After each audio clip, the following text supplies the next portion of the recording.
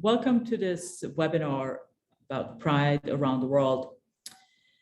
My name is Maria Shredin. I'm the Acting Executive Director at Outright. And we're super thrilled to be launching our annual report about Pride. If you don't know Outright, let me say a couple of words about the organization. We exist because LGBTIQ people still face so many forms of abuse and discrimination around the world. Almost 70 countries still criminalize same-sex relations, and of course, violence and persecution is far too common in many more. We have staff currently in 12 countries, headquartered in New York City. And the way that we do our work is we do a lot of research and data collection, such as the report that we'll present to you today. We use the data to advocate with governments, including at the United Nations. And we support the LGBTIQ movements and activists around the world, including through financial support. And some of you may have heard about our COVID emergency fund that we set up when the pandemic broke out, that so far has distributed over $3.6 million to over 340 groups in over 100 countries, reaching an incredible amount of people, over 200,000 LGBTIQ people. Today, we are presenting a brand new report, which is part of our Pride with a Purpose campaign. June, of course, is Pride Month. And that doesn't mean that there's only 1 month around the world, 1 month around the year when there is Pride. Of course, Pride takes place, every month in different places around the world.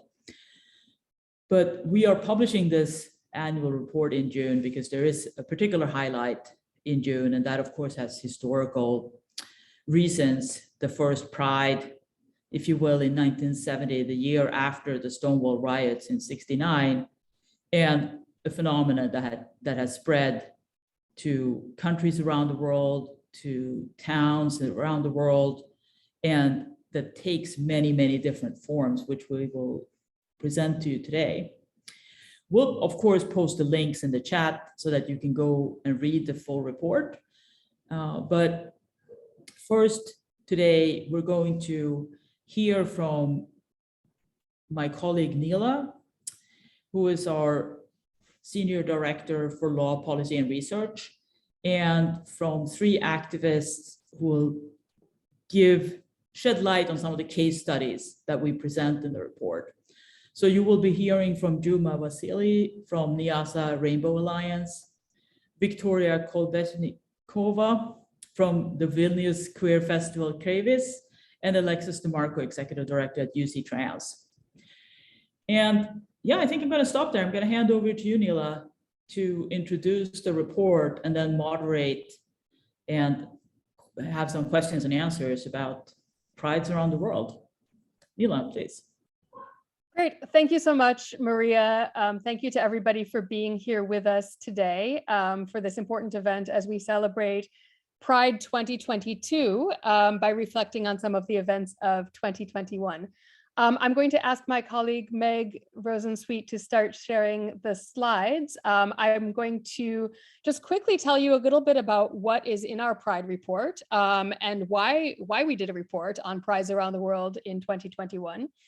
And then I'm going to moderate a conversation between the 3 civil society activists that I'm so excited to have with us here today. So I want to just start by noting that, as Maria said, Pride began with a protest, and we hear a lot and we speak a lot within the movement about the history of the Stonewall uprising in New York in 1969, which led to the first Pride. But it also feels sometimes that the history of Pride as a protest and Pride having a purpose can get lost in some of the global Pride celebrations, particularly in global North countries. I'm here in Washington, D.C. right now, where we were all able to march in the streets very happily a couple weekends ago with the city cheering for us and confetti and corporate sponsorships and dance parties. And for those of us who are living in contexts like this, while also working with movements around the world in which LGBTIQ identities are contested on a daily basis, it sometimes feels like there's a little bit of a dissonance. And so part of this report for us, and also part of the reason we talk about pride with a purpose is to remind ourselves that our movements continue everywhere, that we have not achieved all of our goals. We have much to celebrate, but we also have much to continue to protest about, and reasons to go into the street and demand that our existences are recognized. And Outright has observed through our work around the world that everywhere that pride takes place, repression does remain a fact of life for LGBTIQ people. And that even where visibility is celebrated in one way or another, and where equality has been achieved in whole or in part under the law, heterosexuality continues to be the presumed norm, and our lives continue to be shaped by restrictive gender binaries. And so this is why pride everywhere, whether it looks like a protest or looks like a celebration or both, is such an important reminder to the public that queer communities exist and that we won't be silenced. And this is why we began reporting last year on prides around the world. And in our reporting, starting last year and continuing this year and for the years to come, we will be looking specifically at places where pride events are new, where they're notable, or where they're contested in some way. And I want to just say briefly what we mean when we talk about pride. We're talking about pride in a broad sense. And so our research looked at any kind of event that is aimed at bringing LGBTIQ visibility to the general public. And so, of course, pride marches and pride events themselves feature heavily in our report, but we also looked at events like Idahabad, the International Day Against Homophobia, biphobia, intersex phobia, and transphobia. We looked at specific events around trans visibility, International Trans Visibility, as well as the Trans Day of Remembrance, and other cases in which movements have sought to remind the public of the existence of LGBTIQ people. We also noted in the report that pride continues to be disputed everywhere.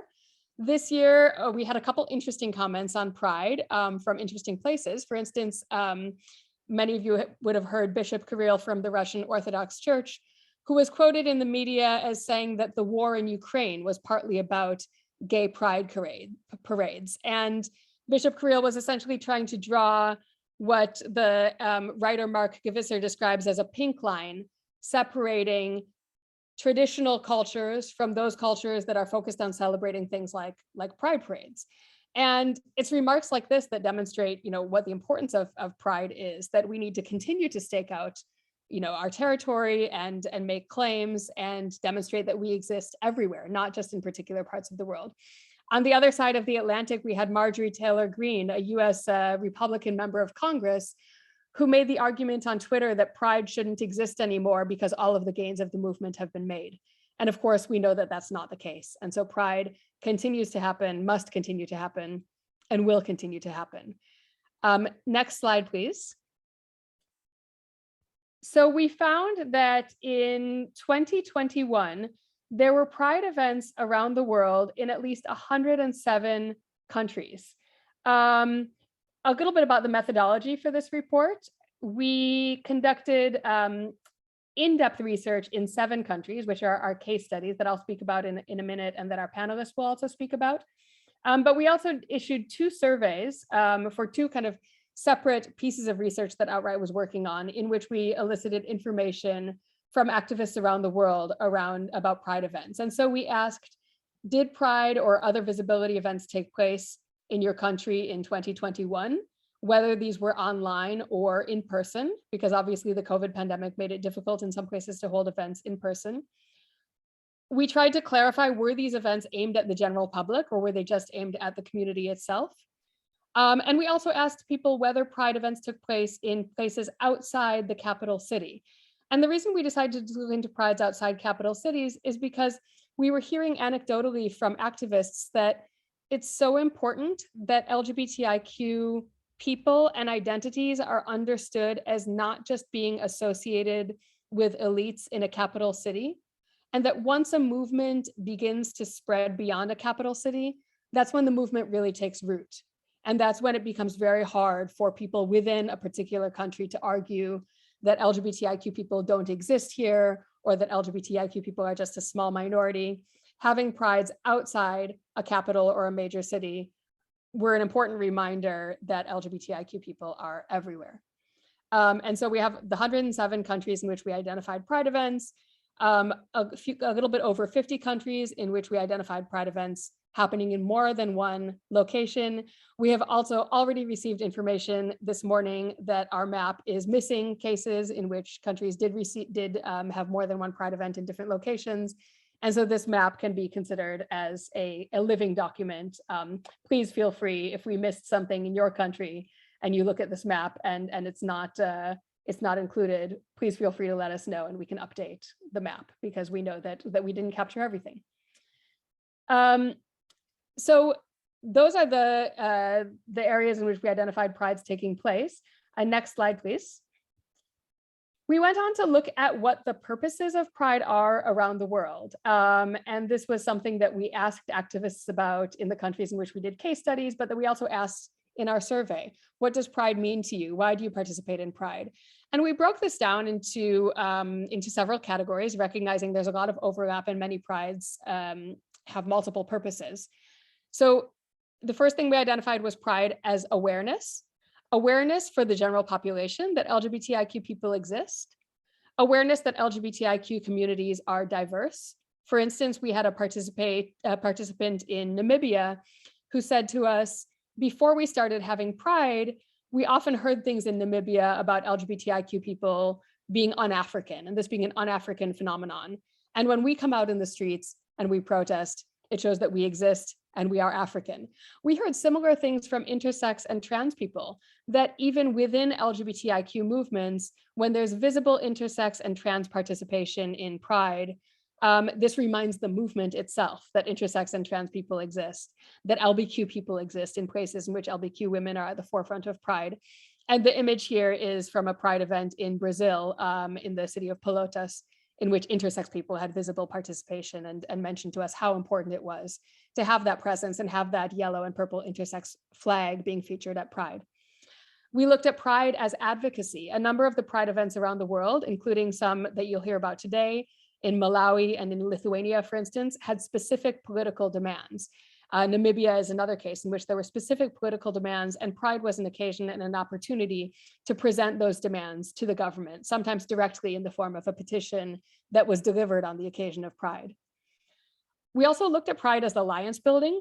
We discovered that Pride, in many countries, activists said to us, look, you know, we might or might not have Pride marches, but we also make sure that we have a visible LGBTIQ presence at other types of events. We heard about this in Myanmar, in which activism in reaction to the coup last year has had a visible LGBTIQ presence. In Lebanon, where LGBTIQ activists have been visible in the streets, waving rainbow flags in the context of massive anti-corruption movements. We heard about this in Nigeria, where the End SARS movement was reacting against police brutality, and LGBTIQ people were a visible voice in that presence.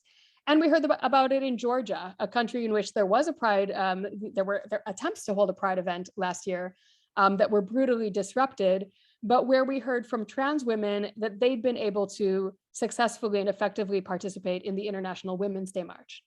And so we understand Pride to be not just Pride events itself, but events in which LGBTIQ people are able to demonstrate pride and visibility in other contexts. We looked at Pride as community building. In many countries, including in the Bahamas and other parts of the Caribbean, there has been service provision built into Pride, connecting people with resources. We looked at Pride as resistance, whether resistance against repression, for instance, in the case of Hungary, where there was a very strong Pride last year in reaction to an upscale of repression from the government, and also Pride as resistance against, in some countries, corporate capture, where there have been alternative Pride marches that have sought to return Pride to its grassroots and kind of move away from some of the flashy prides that take place and look more at ways in which queer people continue to be oppressed, even in countries in which Pride is celebrated very publicly and with corporate support. We looked at Pride online and how this has been not just a kind of necessary adaptation to COVID, but also an opportunity. For instance, in countries such as Bangladesh, where efforts to hold Pride events and visibility events in the streets had become too dangerous. And yet the COVID pandemic gave an opportunity for activists to say, okay, we're going to reach out publicly from the safety of online spaces in which we are not facing the immediate threat of physical violence if we go into the street. And we can begin to slowly engage with the public again after the trauma of having experienced severe violence at previous prides. And finally, we discuss in the report countries in which pride continues to be out of reach. So I just want to quickly go through what the 7 countries are, and then I'm going to go ahead and open up to our speakers who will dive into the issues in 3 particular countries. So next slide, please. So the countries in the report, we start with the Bahamas. We're really excited to have Alexis DeMarco here with us today, who will tell us more about it. But essentially, in brief, Bahamas Pride had happened in the past and then hadn't taken place for a long time and started up again in 2020 with the opportunity of online Pride. Next slide. The next country we discussed in the report is Georgia. And Georgia is a country in which, unfortunately, Pride has been contested and has faced severe backlash, both in some cases from the authorities and from religious fundamentalist groups over the last decade or so. And in which in 2021, very unfortunate incident in which a journalist was killed. The journalist was beaten at Pride along with many other people and died shortly thereafter. So Georgia is a case in which we discuss the challenges around how to seek out visibility in cases in which it's still so dangerous. Next slide. We also included Ghana in our report. Ghana was a case of a country that was experiencing a very visible repression against the government in 2021, where in the past there had been some tentative approaches to LGBTIQ visibility in the context of not Pride events per se, but other street festivals at which LGBTIQ people were able to have a visible presence.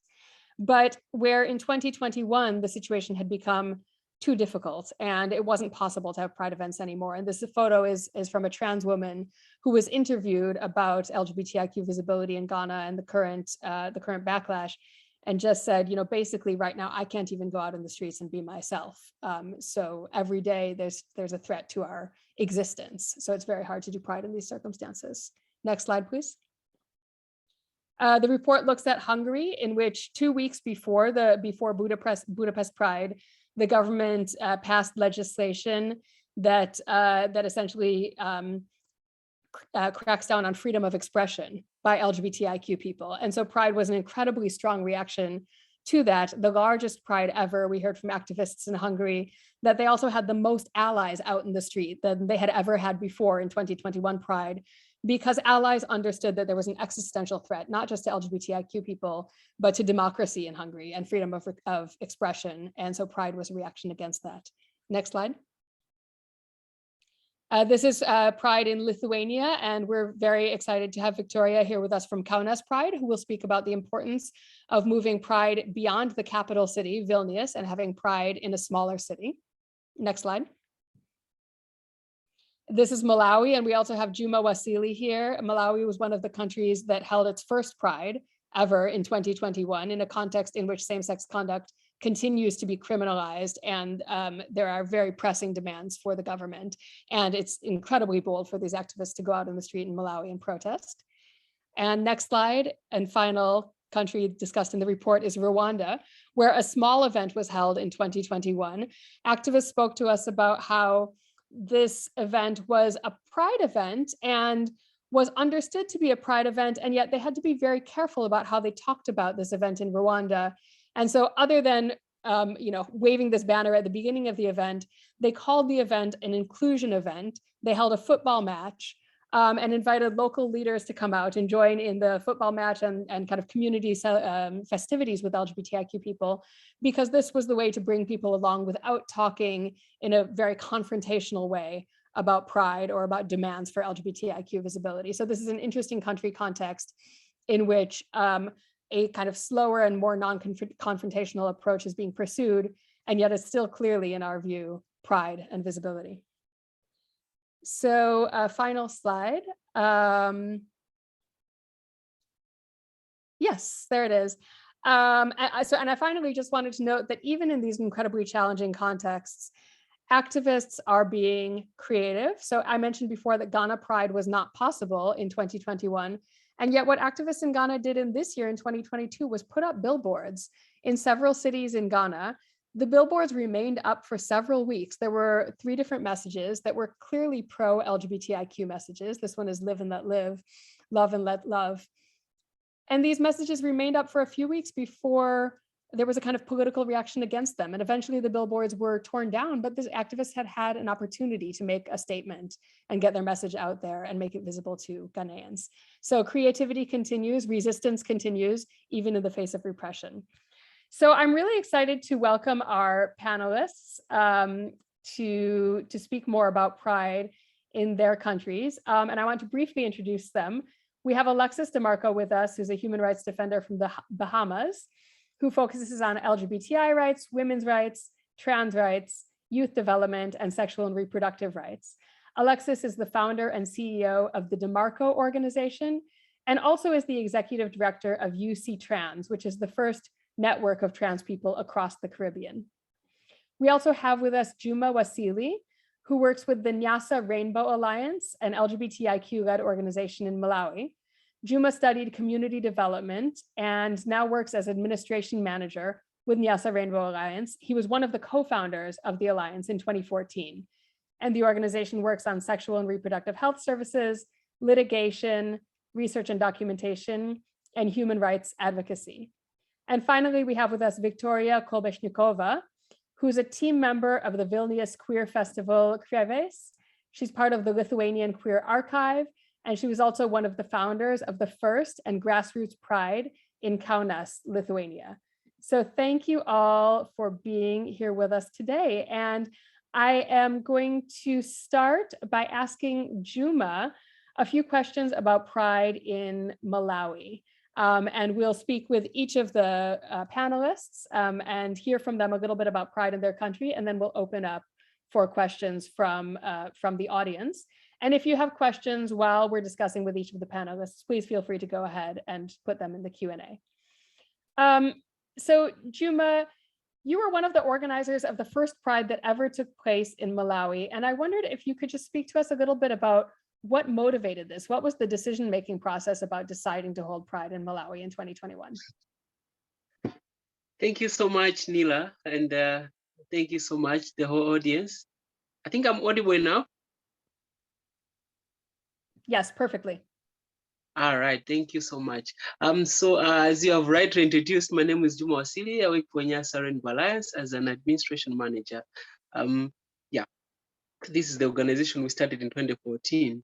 Yeah, great. So in 2021, we held our first Pride in Malawi. Of course, the first one was in the year previous, which we just did indoors. Because we thought that the political situation and the cultural situation at the moment wasn't ready for Malawi for Pride. So we did our first one, which was outdoors. This one we just did in our office, but then we just invited a few members of the community. But then the 2021 one, we did like in outdoors. We did in the capital, which is in Lilongwe. Yeah, we did this first Pride. We are glad that is in the books, that this was the first Pride parade in Malawi. Yeah, we did it, and we were specifically raising the issues that were recommendations that were made to the Malawi government during the third cycle Universal Periodic Review in Geneva, of which the government did not adopt some of the recommendations, specifically on supporting the minority rights, including promoting the rights of LGBTIQ people. Yeah, so this was these were some of the issues which we raised in a petition which we presented to the Malawi government through the Lilongwe City Council. We presented our issues. Unfortunately, there was no feedback from them. Yeah, but then, yeah, for us, it was important that we increased our visibility, people around Malawi, so that we exist. We are not going anywhere. We are not just aliens, as most people think that, no, we have never seen LGBTI people. Where are they? They're just making noise inside their cocoon. So this was our first time. The visibility was achieved.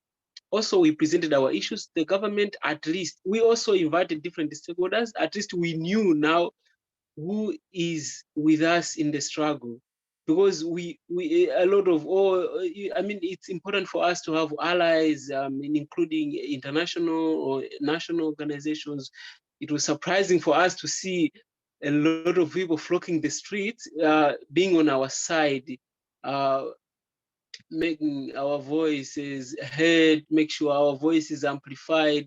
We couldn't believe it that we did it, because Malawi has one of the discriminatory and repressive laws on same-sex relations. So this was indeed a milestone for us.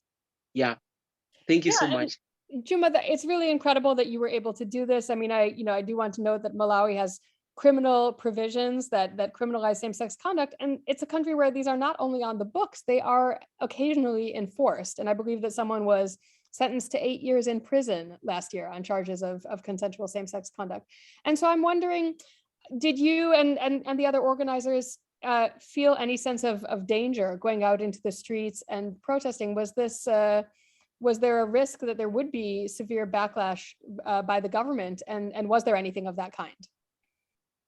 Yeah, that's very true. As you have said, Malawi has one of the notorious laws on regarding to homosexuality in Africa. But then we think, if not us, then who? And of course, they won't arrest us all. I mean, they won't kill the movement. They won't kill the idea. They won't kill our vision. So we stood up for rights. We protested. Of course, at the end, there were some threats and physical assaults which were made to some of the participants, including some of our key organizers, of which it's something we knew, but then we tried to seek like assistance from other emergency donors. Yeah, they helped us, but not all of them were helped. Yeah, activists had suffered psychological trauma during this process, because soon after the Pride, most activists, because I mean, they were now visible in the social media everywhere. Their faces were just everywhere. And then just started from nowhere, receiving threats via social media, via phone calls. Some were even visited in their houses. Some had their houses vandalized just because they went to the streets protesting for their rights, demanding their rights, demanding protection from the government. Yeah, but then I mean, we didn't. We are glad we got support from some of the donors who supported our cause. Yeah. So in a context, that's it. I mean, if not us, then who? I mean, this is Malawi for us. We're here to stay. Thank you.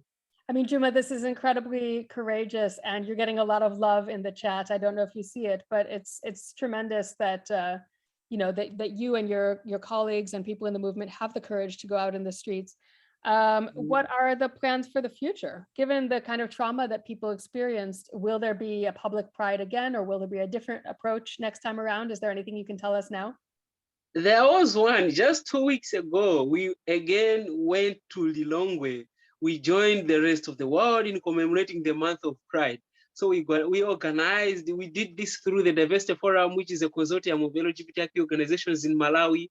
And there are like 5 or 6 organizations into the consortium. So we went again to the streets, we marched. Yeah, we raised all the issues we are facing. We need protection from the state. We don't want discriminatory. We really want to access health services just as everybody in the general population.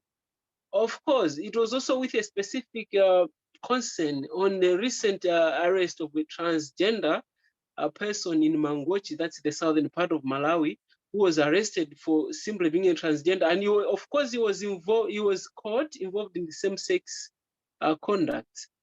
So he was in that was in December 2021. He was arrested and then convicted and sent to prison for 8 years imprisonment with hard labor. Imagine. So this was also another concern which we raised through a petition which we delivered to the Parliament of Malawi.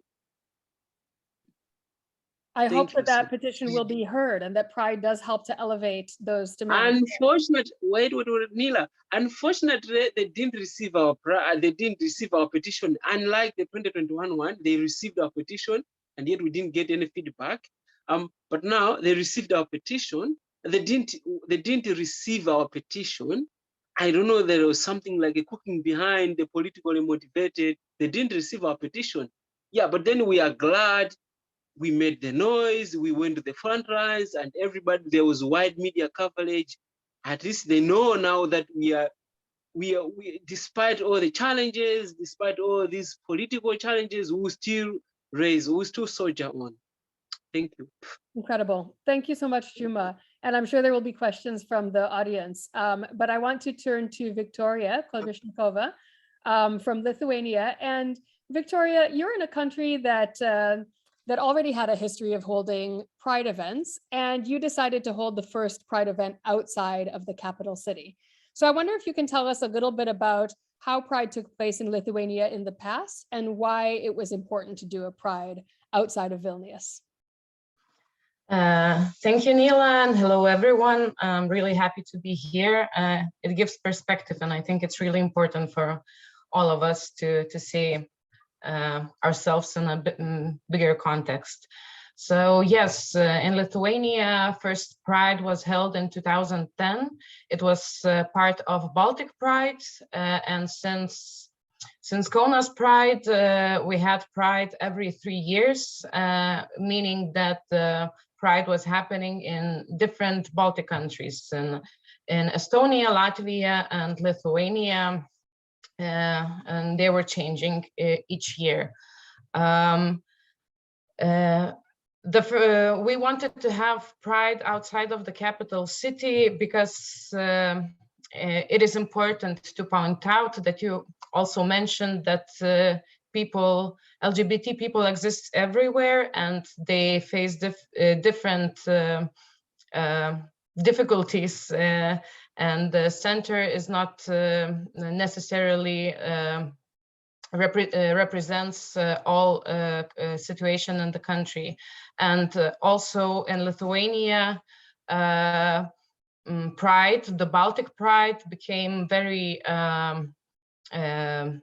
corporatized and commercial, and we wanted to have an opposition because for us it's important to emphasize that LGBT people are not only part of elites, but also people are coming from different backgrounds, from working class backgrounds, and we wanted to show and to support the idea that there is no division between educated capital people and people in other parts of the country.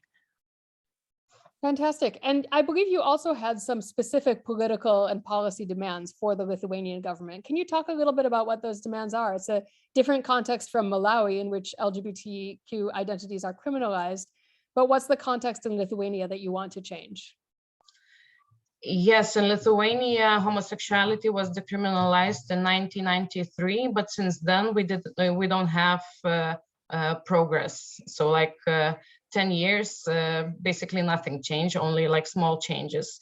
We had our demands listed as a manifesto that we read out loud with the whole crowd, and our team made these demands according to their needs. So like trans people raised their issues, lesbians, they raised their issues, and so on. So we had 14 demands, and we had 14 to show that that we have bigger needs than only marriage equality.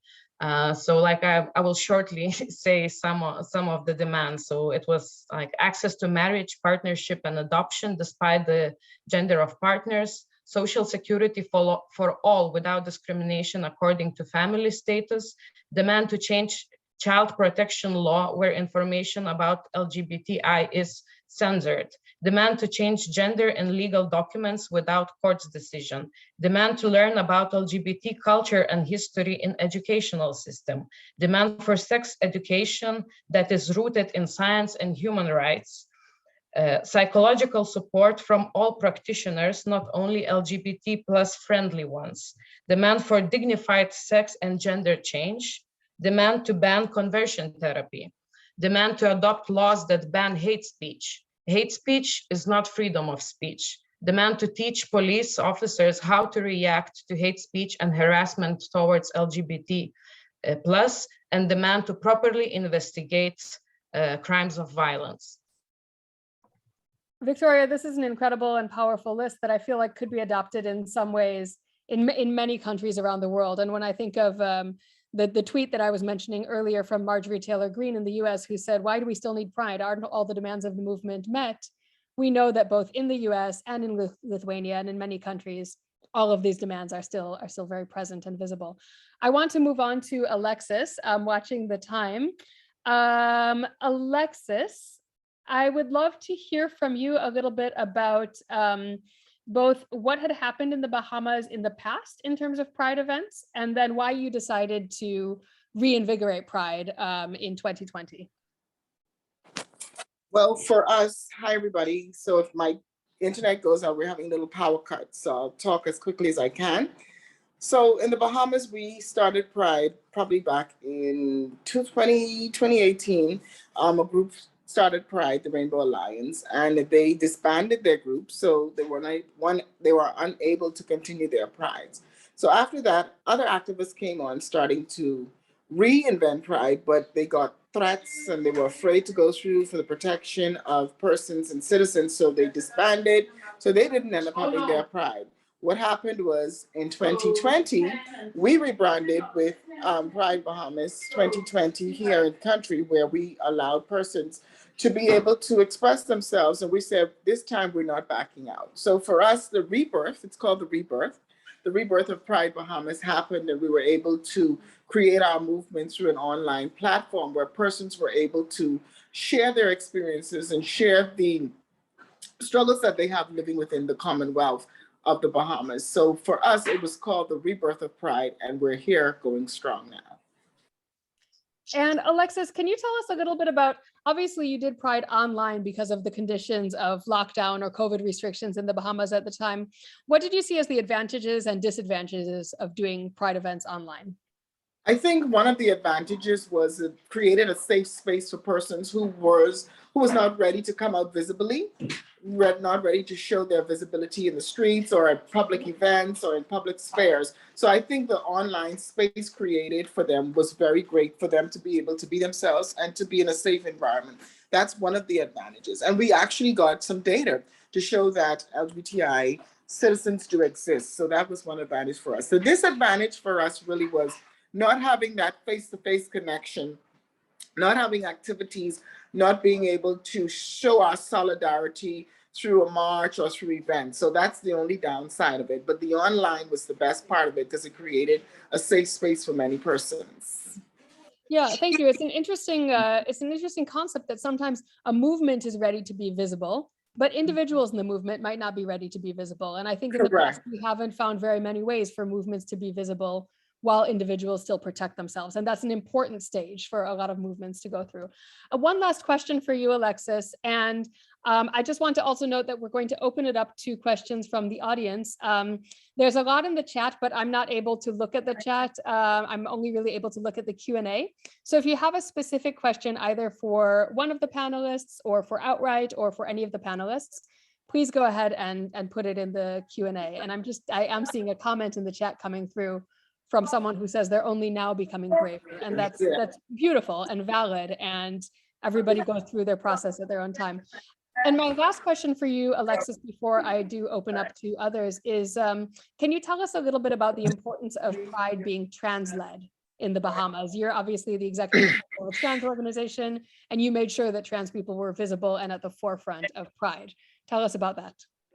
Well, for us, visibility was very important because if you would know, the existence of our movement happened during the time of the referendum, where they wanted to enshrine constitutions banning at birth, defining that male and females are at birth. So for us, we birthed it out of a time when it was very critical for women's rights in the Bahamas on the referendum for women to pass on their citizenships to children. So for us as trans women and trans people living in the society, our visibility is very important. And through Pride, we use that platform to show that we are able to bring people together who are allies, who are not just a part of the LGBTI community, but who support trans communities, such as the Red Cross, such as the Ministries of Health, such as the Ministry of Justice and Family Affairs. So we use this opportunity as trans people to become visible and to show forth the importance of our existence within the Caribbean region. We also know that UC Trans speaks up for the English-speaking Caribbean region, and the Bahamas being the secretary for it, we felt the need that trans people needed the opportunity to be able to show their visibility and bring the community together through Pride events. And that's the way we were able to create allies. We were able to connect with government. We were able to connect with persons to have our plight as trans citizens brought to the forefront, including those a part of the LGBT community. Thank you so much for that, Alexis. Now I see that there are questions coming in the chat, and it looks like the first two are directed to Outright. So I can briefly respond to those two questions and repeat them for those who can't see them. But please, this is an opportunity to ask questions to our panelists as well. So please feel free to keep the questions coming in. So the first question that I see, I think it's actually more of a comment on Pride in Africa, and a note that there are issues in Pride in Johannesburg around race, class, and location. The person who's made this post is suggesting that we look into other grassroots prides in South Africa, and that we report on these prides that represent the Black majority and the issues they face and struggle for funding and support. And I want to just thank you for that comment. I think that this is really a crucial comment. In part, this year we selected 7 case studies based on information we had about particular prides that were new and notable, but I think that this is absolutely spot on, that there are many ways in which prides in particular countries can be not accessible to all, and that questions around the accessibility of pride and alternative prides that represent a more grassroots perspective is something that I would like us to take on in future Outright reporting. So thank you very much for that, Daniel, and we will take that into account and look into the particular prides that you've mentioned.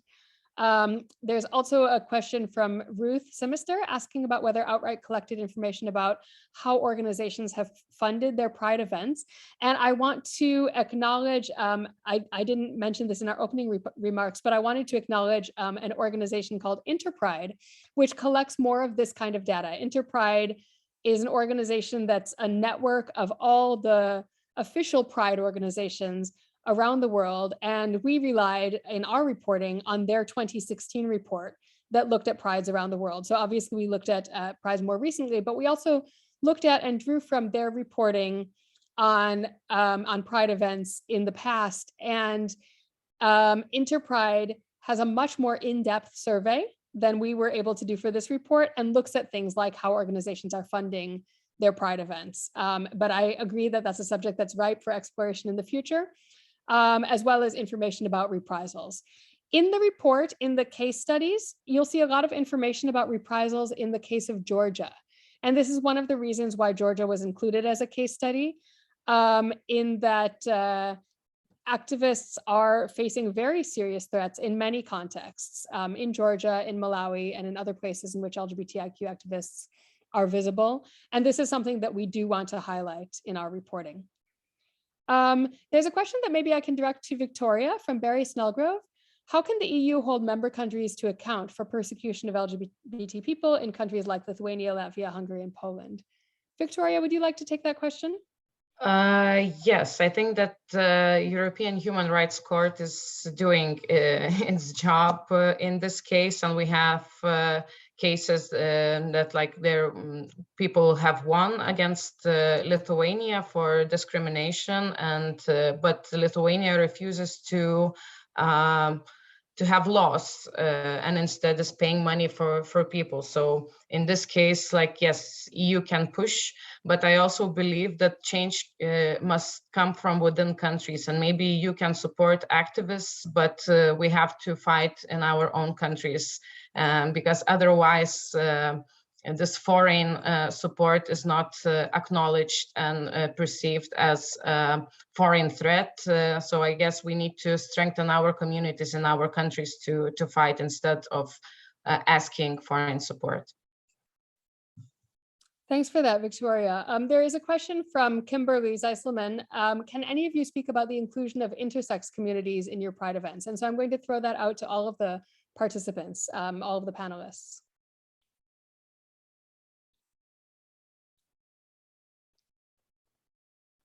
And I am assuming from the silence that that maybe in these 3 countries there was not visible intersex participation in Pride events. And so thank you, Kimberly, for highlighting that.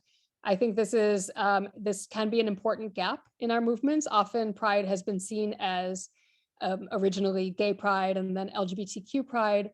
In the report, we made reference to cases in Brazil and in Mexico in which there was visible intersex participation. We know that there were probably many other countries in which there was visible intersex participation in Pride. And this is another area in which I think we should explore further in our reporting next year. I want to go to a question that's specifically directed to Alexis. Alexis, do you think there will be a public Pride March in the Bahamas? And do you see changes in the views of the Bahamian people? We are actually now in talks and planning for next year with the support from the Bahamas government and also the US Embassy, who is planning the official next year Pride March to be visible, but with our alliance with unionists, trade unionists, persons who are a part of the labor union, to show our solidarity as persons who work within the tourism section. So that's our strategy. And yes, that's where we're headed. Thank you so much for that, Alexis. There's a question from Barry Snellgrove. Is there an LGBT Pan-African organization that supports African countries where it's illegal and persecution takes place? And of course, there are several Pan-African organizations. There's organizations like Pan-Africa ILGA that work with the LGBTIQ movement throughout Africa. And there are other organizations that are working across regional boundaries. Juma, I wondered if you could say anything about whether your organization engaged with other LGBTIQ organizations throughout Africa that were holding Pride events in different ways, or that were able to support Malawi in its holding of Pride. Thank you so much, Neela. On our side, we involved the EU implementing the Iron Proud project, which is being done in southern part of Africa. Some countries, in 3 countries. In Malawi, we are the ones, Nyasaland Balance, implementing it, as well as Rock of Hope in Zimbabwe, as well as another organization in Eswatini. Yeah, this is where we got support. But specifically, we were no any other organization regional joined us, but this Pride was special because we involved the Diversity Forum, as I said, which is a consortium of LGBTIQ-led organizations in Malawi. So we merged our forces together and put our resources together and then went into the streets. But specifically, we got support from the EU as well as the French embassy in Malawi. Thank you for that, Juma. There is also a question in the chat about Uganda, and Uganda is a country that Outright has reported on before. Of course, we're closely in contact with activists in Uganda who have held Pride in the past. Pride in Uganda has always been contested. There were several years in which activists were able to hold Entebbe Pride and to publicly march. And there was a point at which that Pride March was shut down by the government, and Pride moved more into private spaces for a time being. So Uganda continues to be a country that we follow, and where we hope very much that there is space for more public LGBTQI Pride in the future. And there is a question in the chat around the idea of a vegan LGBTQI Pride. I imagine that this is something that might exist somewhere in the world. And there are so many different Pride events that take different formats. Victoria was mentioning that in some ways Kaunas Pride was reacting to a very corporate nature of Pride events that were taking place in the capital city. We know that, of course, a lot of organizations are looking for and are very happy to get a bit of capital support, a bit of corporate support for their Pride events, while others are reacting against this. And so the idea of things like vegan LGBTI Pride, I imagine that there are countries in which it's quite ripe for Pride events that also take up particular other social issues. I see a question from Tony Gregory asking, what more should those of us in countries with more LGBTI plus freedoms do to support and shine a light on the plight of those countries that don't? I wonder if any of the panelists can speak about what kind of support they would welcome from people in countries who do have more freedoms. Alexis? Yeah, I take this one because in the Caribbean, the Bahamas was the first to decriminalize same-sex consensual sex. So we are the first in the region to decriminalize. However, the attitudes haven't changed as it relates to LGBTI people. Now it's changing because there's a sense of visibility. There's a sense of awareness. There's a sense of people identifying and coming out and saying, this is who I am. So what I would think people would do would encourage to encourage the allyship is to monitor countries that you see that's trying and that's struggling to make sure that their visibility stays afloat and that they're not cast into the shadows. So I think that's one thing. And also by providing resources, providing technical support, providing information on how do we make our country better. Having the small conversations, I think, bridging the gaps, that's what we do. So like in our prides, we use sensitization sessions to decision makers and gatekeepers and allies to show them the struggles that we go through as a country and as a community. And what it does, it's an intersectional advocacy because we have those persons apart who are disabled, those persons who are a part of the SDG goals, leaving no one behind. We try to include all of these things as relates to our pride. So I think having the conversation with persons from other countries and saying to them, this is how it works, this is how it should work, like leaving no one behind in your discussions and becoming allies to those countries that are left behind. Thank you for that, Alexis. I see a question from Stephen McGill asking about countries in West Africa that are organizing Pride. And unfortunately, if you look at the map that is in our report, there is a large orange area on the map in West Africa, and orange was the color for countries in which we didn't identify any public Pride events in 2021. That said, a lot of the organizing in West Africa is not at a point where it is about reaching out to the public and public visibility. There's a lot of building of community within West Africa, and there's a lot of discreet behind closed doors advocacy with governments. And so, of course, it's possible that we have missed something and that there may have been public Pride events in West Africa. But we also really want to make the point that this report is about Pride. Having a Pride event or not having a Pride event is not necessarily, is not at all a judgment on the state of a movement or the way in which the movement is going about achieving its advocacy aims. Visibility is important.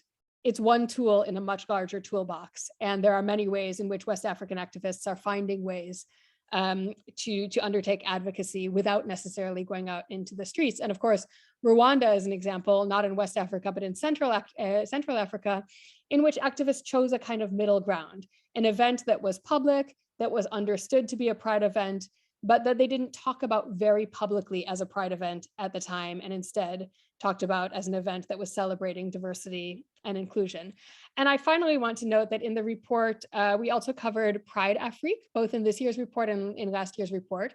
Pride Afrique is an online event that is for the Pan-African community and that is aimed at bringing together activists from throughout Africa, sharing stories and sharing struggles during the time of Pride. It's an event that's aimed at the community itself, but that also is open to public participation, to join, to tune in, to listen to some of the stories that are shared. So this is another way of using online space to achieve a certain level of public visibility in which Nigerian activists and others from throughout West Africa participated. I think that we're getting close to the end of our time. And I just want to ask the three panelists whether any of you have any final words, any particular remarks that you think it's important to share with our panelists before we close, or anything that you heard from the other panelists that causes you to reflect on Pride in your country and ideas that you might take back with you.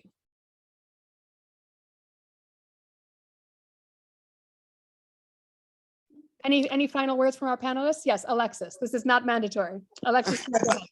Okay, well, for me, my final words and thoughts are that the fact that the Caribbean region has been doing Pride, and other countries have been doing Prides in the region for about 5 years now. I think the visibility and the connections made are the most important and valuable things that people understand, and that they realize that there is hope. There is still some hope for them. Everything might not be perfect in the Caribbean region, but the fact that we take the stand to show that these citizens exist and we protect the human rights of these citizens through our Pride events, having sensitization sessions with police officers, attorney generals, ministries of health, it's a stepping stone in the right direction to change the directory of how we view our citizens, LGBTI citizens within the country. So for us, Pride is very important, it's a purpose, and we will continue it. Thank you, Alexis. I think those are very powerful closing words for our panel today. So we will leave it there, but to the participants, please do feel free to reach out and get in touch with our panelists, and also to support Pride events in their countries in any way that you can. I want to turn over to Maria Shedden for some closing words. Yeah, I'm just gonna say a huge thank you to our panelists. Sorry. Juma, if you want to come in, I'll please feel No, free. I'm actually, sorry, I just cut you. Actually, I was interested to hear about the